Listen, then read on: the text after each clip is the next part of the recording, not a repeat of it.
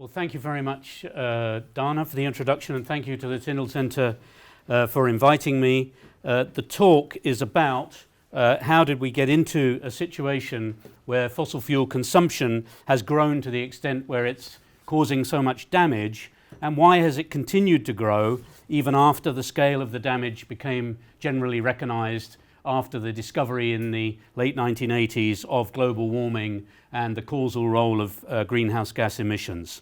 The talk's based on the book that Dana mentioned, which is on the global history of fossil fuel consumption since 1950, which will be published in the summer. Just before moving on, the word unsustainable appears in the title, and of course sustainable is one of those words like democracy or freedom which has many meanings. Coal production since the Industrial Revolution has involved the deaths of thousands of miners every year in coal producing countries, and air pollution caused by coal burning has resulted in the illness or death of urban residents in those countries for all that time. And in that sense, of course, fossil fuel consumption has always been unsustainable. However, the discovery of the global warming effect and the role of greenhouse gas emissions in it, and the fact that it threatens not only coal miners, not only urban residents, but whole nations through more volatile weather, sea level rise and all the rest of it, I think makes fossil fuel consumption unsustainable in a new way, and makes the transition away from it necessary and urgent, and that's what the title means. Now, who cares about history? The history matters to anyone who thinks the transition away from fossil fuels needs to happen. Understanding the history of fossil fuel consumption helps us to look towards that transition, and just to clarify, you can probably tell from the fact that the tweet is spelt correctly and the grammar's correct, that it's actually not by President Trump. So what I'm going to speak about today is an overview. I'm going to talk about technological systems that consume fossil fuels and the way that they're embedded in social and economic systems. I'm going to run through the chronologies and at the end come to some conclusions. So here's the overview. This slide shows that the level of fossil fuel production globally since 1800, so basically since the Industrial Revolution, and since the genesis of that system based on coal burning and particularly the steam engine. And I've marked out on the slide two turning points. The first is around 1870.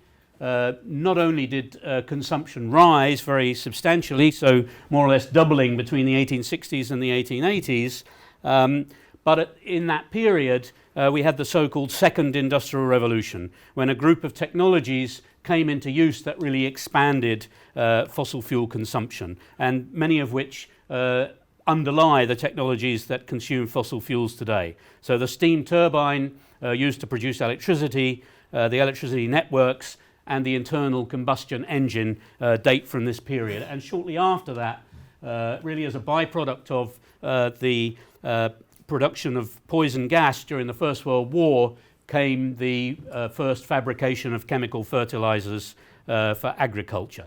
So that's the first turning point. The second turning point around 1950 marks a really rapid quantitative expansion of the whole system that consumes fossil fuels.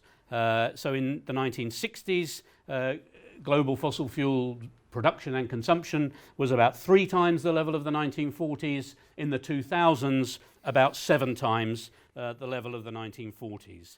To say the same thing in another way, it now takes roughly 3 years for the world economy to consume the amount of fossil fuels that it consumed during the entire 19th century. People working on global warming, and including people here at the Tyndall Centre, talk about carbon budgets. I'm sure you're all familiar with this.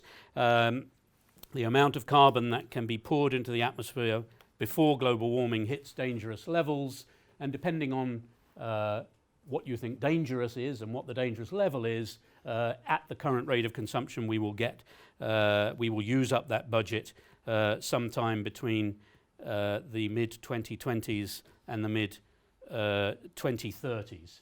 So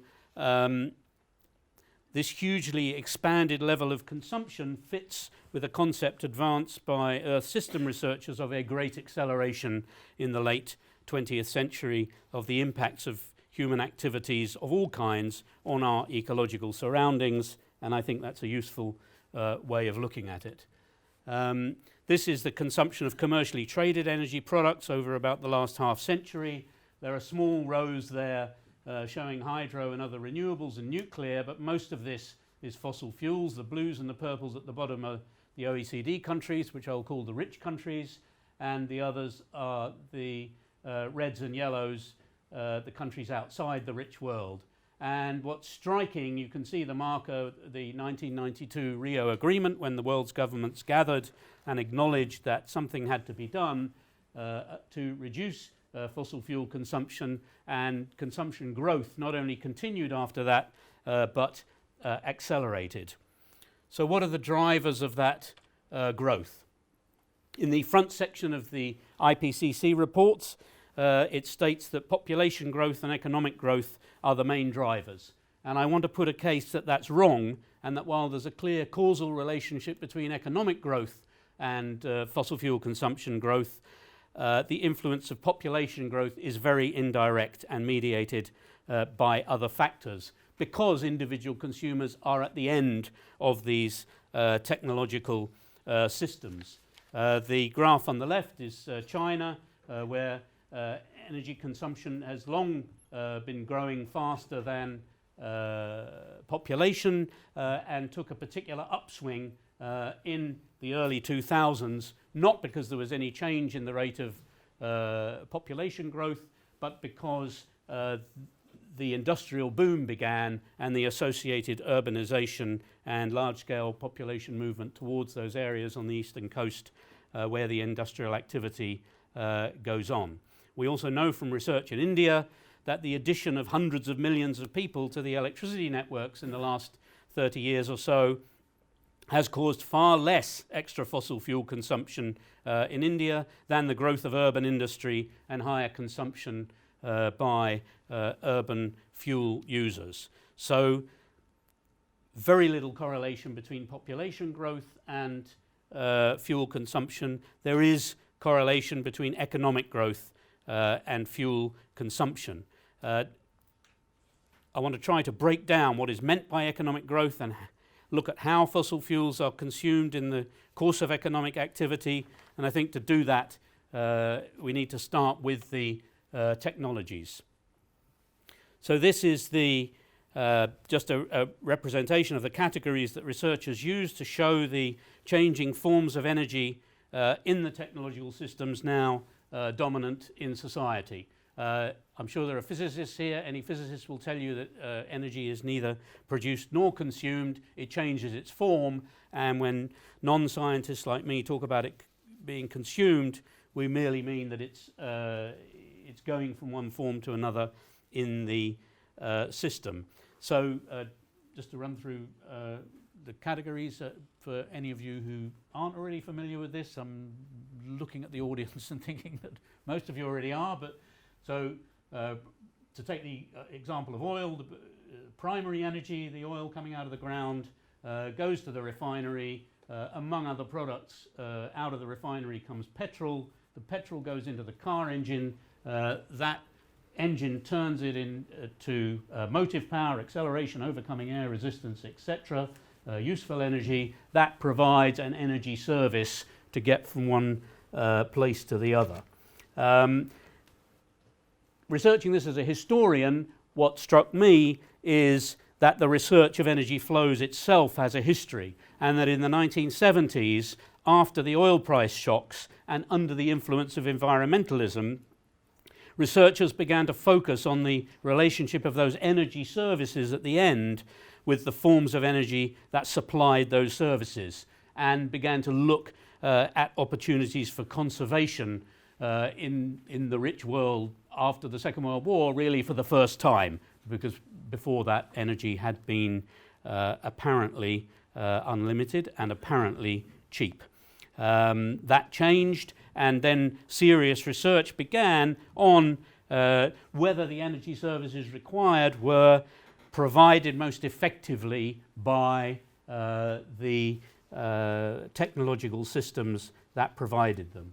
In the 1990s, there was a further development on this by researchers who looked particularly at individual consumption, and what to me was a very important insight, the distinction between discretionary and non-discretionary consumption, so that if you count my share of the United Kingdom's electricity consumption, the discretionary part is when I turn the light on and it's my choice to light that room at night.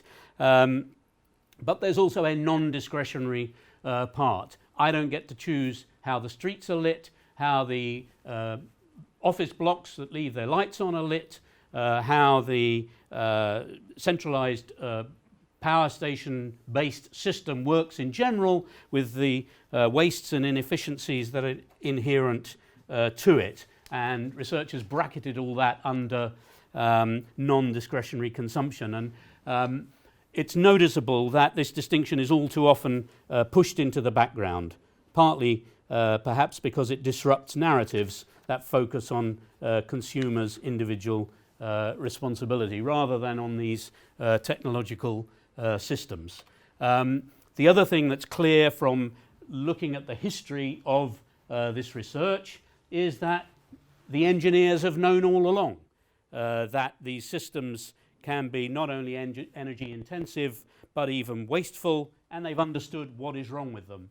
So 1962, the economists and engineers got together and looked at what was the cost to the American economy, not of providing the energy service of getting from place to place in cars, which may not, by the way, be the best way to get from place to place, but that's just the cost of the annual model change, which has nothing to do with getting anybody from place to place, but is to do with feeding the car culture, is to do with, especially at that time, heavier and more gas-guzzling cars. And 5 billion a year doesn't sound like a lot now when you think about the sums that were lost in the banking crisis, but in the 1960s, that was a lot of money.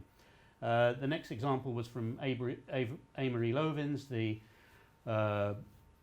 a pioneering voice on energy conservation, who compared using centralized coal-fired electricity generation to supply electric heaters in people's homes to cutting butter with a chainsaw. There's a quote there on the waste of resources inherent in additional industrial capacity. And the last quote, I think, is a slightly different issue of the potential for reducing energy consumption in electricity networks with the sort of technology that we all have in our pockets on our mobile phones, which has been available for 20 odd years and is not used for that purpose. And as the authors of the Global Energy Assessment said, it's used to for electricity meters to hold retail consumers hostage, but not to transform the industry in the way that it could be transformed for energy conservation. And to the historian, the question is, why are technologies used in the way that they are? The answers are usually not technological. They are social and economic, the relative costs of energy and labour, the market dynamics that encourage energy to be used in a profligate way, whether in cars in the 60s, in industry in the 80s, in electricity networks in the 2000s. What I've argued in the book is that these technological systems are embedded in social and economic systems, and we need to understand the dynamics between them. And those social and economic systems have expanded in specific ways since the middle of the 20th century, and it's through these that we've really seen the huge additions to the total fossil fuel consumption. So industrialization, particularly outside the rich countries, changes in the labour process, proliferation of industrial materials manufacture. Steel, yes, was produced before the Second World War, but plastics and aluminium really are post-Second World War products. Electrification, urbanization, cities use more energy than the countryside, motorization, and large-scale material consumption and consumerism, which in the 19th century were for very small social elites, but which have spread across the rich world in the 20th century and even reached some islands outside the rich world. Another process that comes out to you as a historian is that fossil fuels, electricity, have been commodified, treated as commodities traded in the market as capitalist economic relations have spread through the 19th and 20th centuries. It's very easy for urban residents of the current generation to take this way of doing things for granted. But in the middle of the 20th century, most people in the world lived essentially outside of the commercial, commodified energy system. Their main fuels, they were mainly in the countryside outside the rich world. Their main fuels were firewood and other material collected from their natural surroundings, very often by women and children walking many kilometres per day to collect those fuels. The commercial energy system has expanded massively in the past half century, but even now 1 billion people live outside it, and on a world scale even more, which is represented by the orange blocks in those columns. There are even more people living halfway between the world of commercial energy, perhaps with some intermittent access to electricity, but also with one foot still in the world of biofuels, which perhaps they might typically use for cooking, and that's particularly in the expanding cities outside the rich world. What the graph on the right shows is that in Africa it's still the majority of the population living completely outside this commercial energy system. The green blocks are those that have no electricity, which I think largely you can use that as a proxy for those who live outside the commercial system. Another point about that commercial energy system is that in the book I've divided that into two. On the one hand, there are most of these fuels that are supplied simply on a commercial basis, but there's also a tradition or a trend which goes back to the 19th century and the urbanization of rich world cities of supplying especially electricity and sometimes gas essentially as a state benefit, cheap or free to urban populations and to urban industry. As the labour movement developed in those cities, it very often promoted the idea that such services belonged to working people as of right. The electricity corporations, who saw their product as something to be sold to make money, did not agree. And there were conflicts at that time between these approaches, and towards the end of the 20th century, as hundreds of millions of people outside the rich world have moved from countryside into towns, we've seen some extraordinarily sharp conflicts in those towns between residents who again have got the idea that modern urban living should mean that electricity is yours as of right, and corporations who want to sell it to them despite the fact that they simply don't have the money to pay. And governments have had to negotiate those conflicts and find ways out of them in many countries. Another aspect of the inequality which is inherent in the energy system is shown on this slide.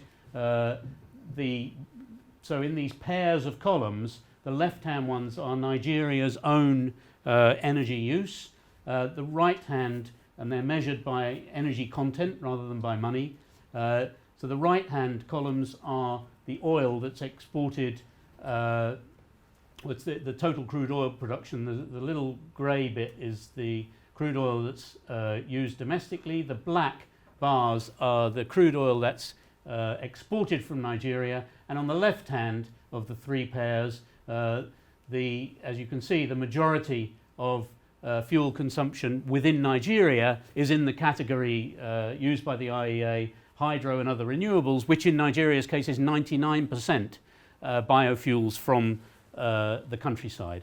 So the country lives on those biofuels, the oil is exported. That's inequality. So moving on to the third part, which is the chronologies, and starting with the post-war boom. 2 points about the post-war boom. One is the USA, in which there was a big development of fossil fuel-based infrastructure during the war, a big expansion of the railroad and aviation, of roads, and aviation transport. The USA plays an absolutely pivotal role. Oil is on the rise, but that doesn't mean the decline of coal. It means that oil use, particularly for transport, expands more rapidly than coal use. And two aspects of consumption in the post-war boom I'd like to stress. The first is the car-based transport. I think it's important to understand the role of the state in the USA in promoting car-based transport in that period. Car-based transport had begun before the war in the States. After the war, there's a very deliberate effort by the state to push it. So the Marshall Plan, which was used by the which was the funds provided by the United States for post-war reconstruction in Europe, cost 1/4 of the cost of the interstate highway system that was funded directly by the state within the United States. So 4 times as much was spent on the roads within the country as on the Marshall Plan, of which many of you will remember from your history lessons. And 70 times as much was spent on that road-based transport system as was spent on rail transit in the same period. What the United States is also characterized by, both before and after the Second World War, is a very strong relationship between the car manufacturing companies and the government. They were lobbyists par excellence. They invented in the 1920s the whole idea of planned obsolescence in marketing, and they are a textbook case of evading and refusing regulation in the case of fuel efficiency. So that's road transport. The other thing I want to focus on for a moment is appliances in households. Electrical appliances, irons, sewing machines, radios, vacuum cleaners and washing machines, as well as gas cookers. These had become common in the United States before the war. After the war, they spread to most parts of the rich world. And of course, the introduction of these appliances is one of the most profound ways in which people's lives have been changed by the diffusion of fossil fuel-based energy systems. And social historians have researched these changes, and their findings deserve reflection. These appliances enabled energy to be substituted for labour, and particularly washing machines and vacuum cleaners eased some of the most backbreaking household tasks. I'm talking about domestic labour performed overwhelmingly by women. What the research shows is very interesting is that although the nature of that work changed as a result of these new technologies, almost across the board, the researchers have found that the time spent in doing domestic labour did not fall through the course of the 20th century. New technologies not only eased old tasks, but made new ones possible. So mum, who might have spent time preparing meals in the kitchen at one time, was now out driving around to the shops, picking up kids from school or whatever. The same actually is true of labour outside the home. Fossil fuel-based technologies in industry have also never led to the reduction of working hours. The 1970s, a turning point and often described as an energy crisis. I would argue that that is a meaningless term. There were two oil price shocks in 1973 when the price rose fourfold almost overnight, and again in 1979, and there was indeed a crisis in developing countries who had to borrow hundreds of millions of dollars to pay those oil import bills.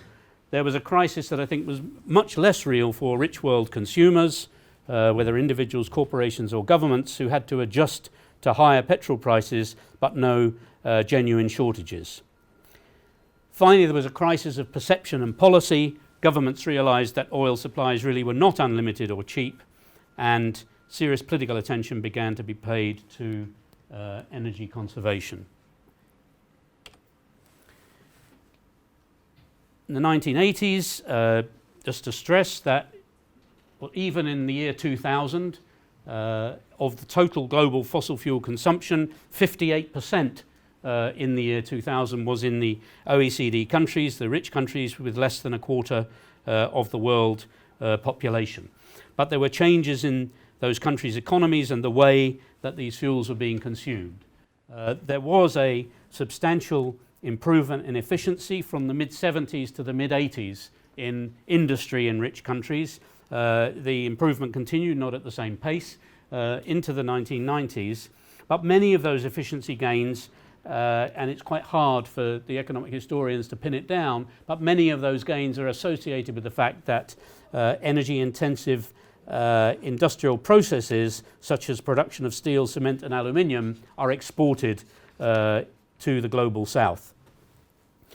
This is the period of globalisation and financialisation.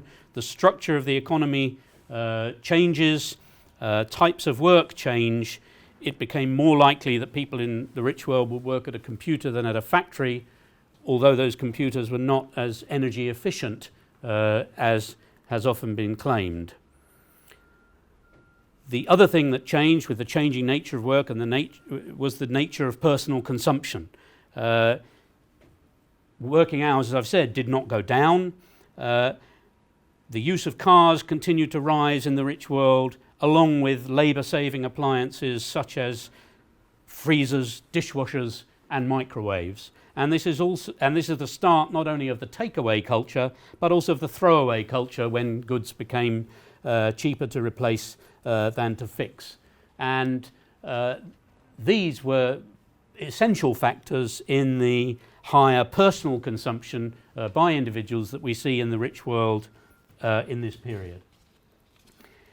At the end of the 1980s comes the discovery of global warming, and this opens the way for a political discussion on that subject in the 1990s.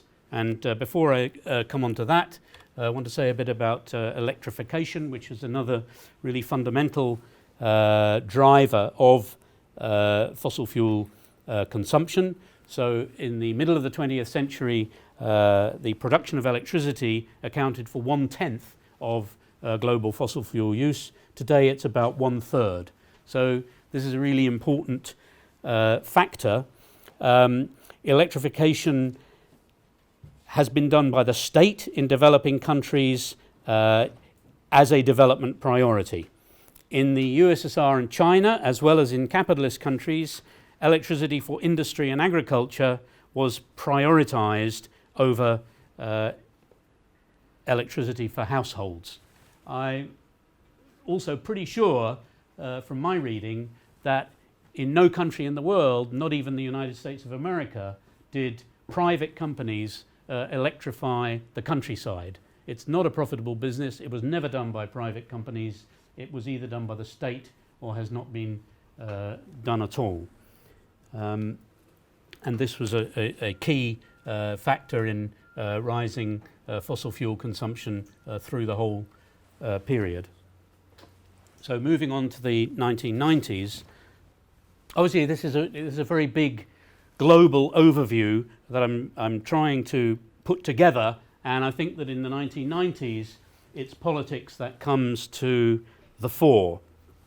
The governments gather at the Rio summit, the dangers posed by global warming are acknowledged, And I tried to think as a historian about the significance of and the reasons for the collective failure of the world's states to act on that. To the extent that these states and governments and international bodies claim to represent society as a whole, I think this amounts to a crisis of their legitimacy, to a crisis of statehood. There's a truly existential threat to all of us, and they essentially have failed to meet it.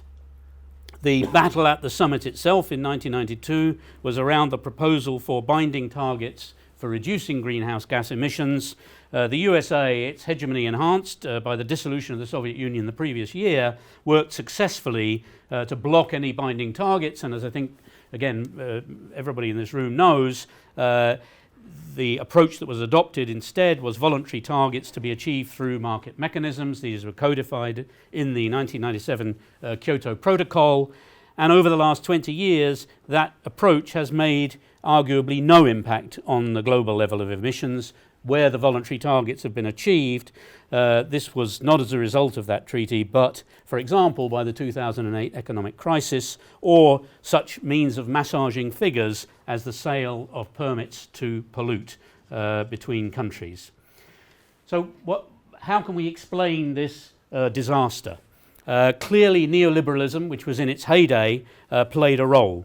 Governments and their officials and international agencies, all under pressure from corporate interests, put far more effort into opening up markets, in quotes, or rolling back the state, and you can see this in the electricity sector, for example, than to addressing the climate issue. What about climate science denial? That's often mentioned.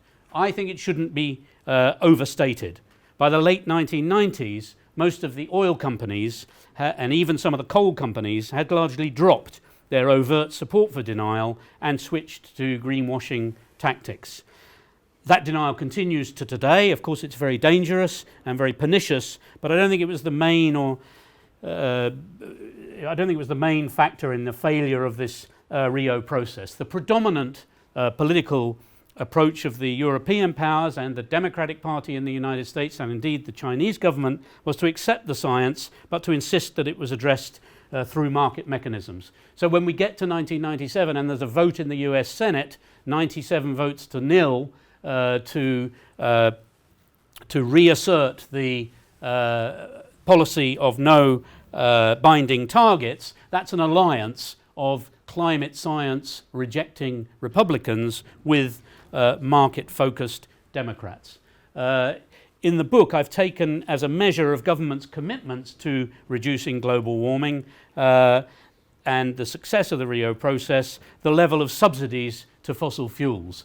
The World Bank's estimate in 1992 was $230 billion a year. That's increased steadily. It depends on the several ways of measuring, but that has certainly increased steadily during the 1990s and very sharply in the 2000s when oil prices rose.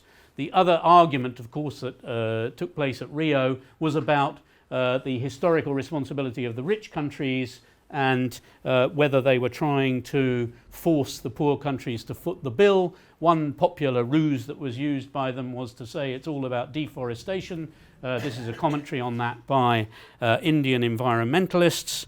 One heartening thing I think that we see in this period is that social movements in countries such as India increasingly see their fight for social justice as closely linked to the fight against global warming. They adopted strategies to bring these aims together, and to my mind that's a very hopeful phenomenon.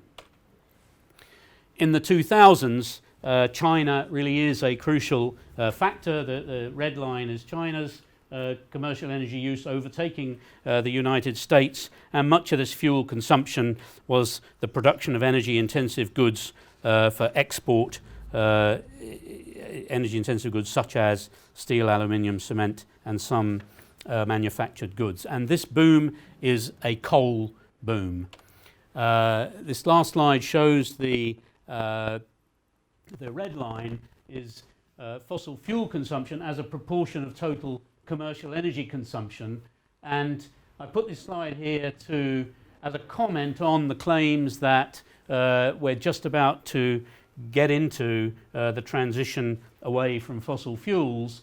There was a substantial chunk taken out of fossil fuels share between the 1980s and the 1990s. It goes down from 94% to around 87%. That's mainly due to hydro and nuclear power.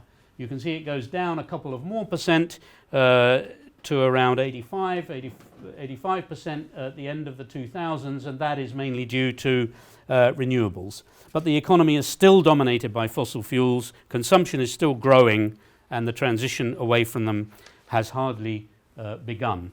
So my conclusions are: fossil fuels are consumed by and through these technological systems which are embedded in economic and social systems. Interpretive frameworks that isolate consumption from these systems and or isolate consumption from production, I think, are misleading. Individuals consume in the context of these systems. Economic expansion has driven consumption through the trends that I mentioned. Industrialization, urbanization, motorization, and so on. Fossil fuels and electricity have become commodities, or in the case of electricity, sometimes provided as a state benefit. And yet there's still, even now, a proportion of the world's population that lives outside or on the edges of that commodified energy system. Energy systems reflect inequalities in this way and in other ways. The discovery of global warming provided an imperative for the transition away from fossil fuel-based energy systems, and carbon budgets imply short timescales. I want to argue that transition is not only a technological issue. In the past, energy-intensive technologies and fossil fuel-intensive technologies have been privileged over less energy-intensive ones, and fossil fuels privileged over renewables for social, political, and economic reasons. Technologies have to be diffused. This takes time. It's good to know that investment in renewables is now expanding very rapidly. Ideologized claims that a breakthrough is imminent, I think, can be misleading, because they can delude us into thinking progress is being made where it is not. The process of international climate talks begun at Rio has made no progress in reducing fossil fuel consumption, and governments' indifference to the aims to which they subscribed are best measured by the high and rising level of subsidies for fossil fuels, both production and consumption, since then. The proposals codified at Kyoto to use market mechanisms as an impetus for change have failed. The limited progress made on efficiency and non-fossil technologies has mostly been due, where it's happened, to government regulation and state-directed investment. There are no easy formulas for hastening transition, and I don't want to come here and present such formulas. I'm always a bit suspicious of people who do. To my mind, the best prospects lie outside the Rio process. Radical technological change should be considered together with and as part of radical social and economic change. The change of those technological systems implies a change of the social and economic systems in which we live. And that's it. Thank you very much.